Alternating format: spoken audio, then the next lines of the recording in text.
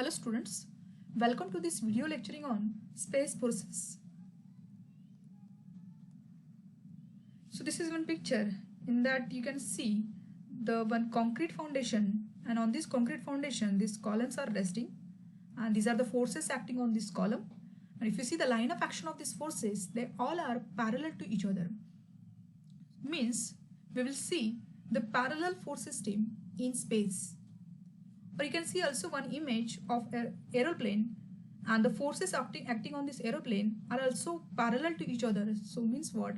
Parallel force system in space. So let us discuss the parallel force system in space. How to find out the resultant force in parallel force system in space?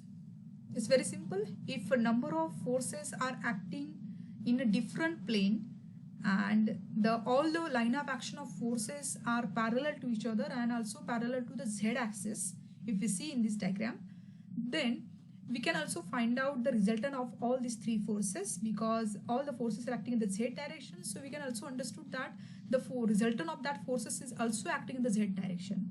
So to find out the resultant of that force, you can do only the summation of forces acting in z direction, that is plus F1 minus F3 minus F2, you will get the value of resultant force. It may be in the upward direction, it may be in the downward directions. Here I have shown the direction of resultant in the downward direction. So this is nothing but the magnitude and resultant of that resultant force. Now to find out the point of application of resultant, means to find out the location of resultant on that force system, we have to apply the Varinger's theorem to find out x bar and y bar. Okay. So Varinger's theorem states that if you have to find out the location of resultant in any force system, then you have to find out, or you have to do moment of all the forces about any axis, which should be equal to moment of resultant force about the same axis. So if you have to find out the x bar of this resultant force, so definitely if you see the sense of rotation of resultant about y axis, if you take the moment of resultant about y axis, you will get the resultant, you will get the x bar coordinate. So definitely you have to apply the Varinger's theorem about the y-axis. So taking moment about y-axis, or applying the moment of Varinger's theorem about y-axis, you will get the x bar coordinate.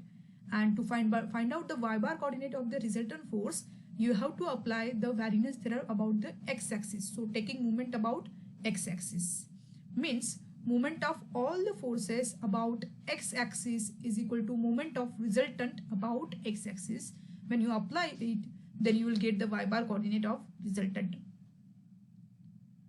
So let us take one numerical on parallel force system. A square foundation supports a 4 load as shown in the figure. Determine magnitude, direction and point of application of resultant of 4 forces.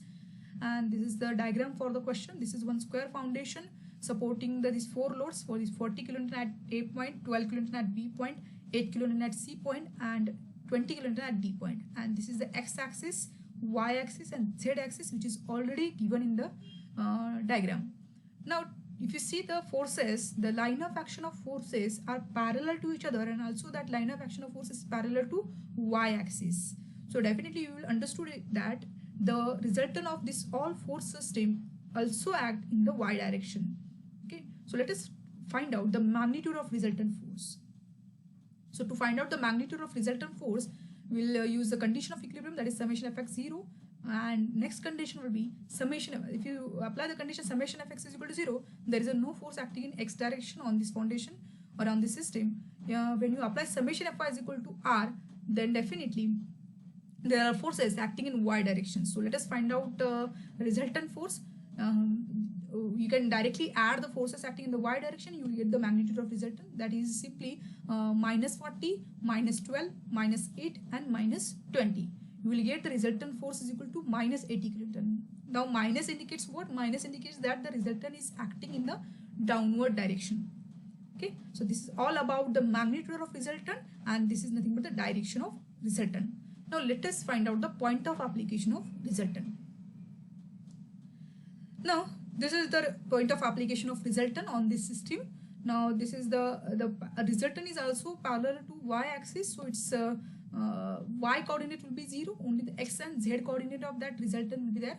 So to find out, this is a x coordinate from the z axis, and this is a z coordinate from the x axis. So to find out x and z axis, we have to apply the Varinus theorem. If you see the diagram, to find out when you see the rotation of resultant about z axis, when the resultant will rotate about z axis, definitely you will get the x bar distance of resultant force, and when you take a moment of resultant force about x axis, you will get the z coordinate of the resultant force. So by applying the Varinus theorem, so let us apply first Varinus theorem about z axis. So taking moment about z axis. So Varinus theorem is what? Moment of resultant force about z axis, means moment of this resultant force about z axis, which algebraically is equal to the moment of all the forces about the z axis. So let us take a moment. So moment of resultant force will take first. So when you see the sense of rotation of resultant force about z axis, just see the sense of rotation. It will rotate clockwise. So by considering the clockwise moment positive, so r into x, this much distance it will cover to rotate about z axis. So it is r into x, which algebraically equal to moment of other forces about the same axis. So let us start from 40 kilonewton. If you see the 40 kilonewton is exactly acting at the origin, or we can exactly acting on the z axis, so its movement becomes 0. Then movement of this 12 kilonewton, the 12 kilonewton rotate about z axis in a clockwise manner. If you see the rotation of this 12 kilonewton, it will rotate clockwise. And how much distance it will cover to rotate about z axis? This 5 meter distance. Okay, so 12 into 5 is the moment of this point load. Then after that, moment of this 8 kilonewton about z axis. If you see the sense of rotation of 8 is also, it is rotating clockwise about z axis. And how much distance it will cover to rotate about z axis? It's a 5 meter. So 8 into 5. And the last one is moment of this 20 kilonewton about z axis. If you see the sense of rotation of 20 kilonewton, it also rotate clockwise and it will cover the distance 2 meter. So 20 into 2. Now in this equation, magnitude of resultant is already known to you, which is 80 kilonewton. So by putting the value of resultant, you will get the x coordinate of resultant is 1.75 meter. Now let us find out the z coordinate of resultant. So to find out the z coordinate, we have to take moment about x axis. So by applying the Varinus theorem about x axis, so moment of resultant force about x axis is equal to moment of all the forces about the x axis. So let us take the moment of resultant about x axis. Now if you see the sense of rotation of this resultant about x axis, it is rotating anti-clockwise manner. If you see the rotation, it is rotating anti-clockwise, so minus r, because by considering the clockwise movement positive, anti-clockwise movement will be negative. So minus r, and z distance it will cover to rotate about x axis. So minus r into z is equal to, if you see the movement of this 40 kilonewton about x axis, again 40 kilonewton is acting at the origin or is acting exactly on x axis, so its movement become 0 because it's acting on exactly on the same axis, so its movement becomes 0. And also the moment of 12 kilonewton is also 0 because it's also acting on a x axis. Now moment of 8 kilonewton. Now if you see the sense of rotation of 8 about x axis, it also rotate anti-clockwise, and this much distance it will cover to rotate about x axis, that is 2.5 meter. So minus 8 into 2.5 meter. And after that, moment of this 20 kilonewton about x axis, if you see the sense of rotation of 20 also, it rotate anti-clockwise manner. So it is minus 20, and this much distance it will cover to rotate about x axis, that is 5 meters. So minus 20 into 5, and by putting the value of resultant force, you will get the z coordinate is also 1.5 meter. So that's all about the parallel force system in space.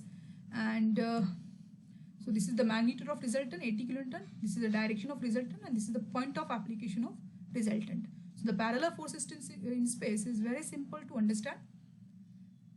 So thank you, students. If you have liked the concept of the space forces in parallel force system, you can press the like button, and if you have any doubts regarding to it, you can give in the comment box.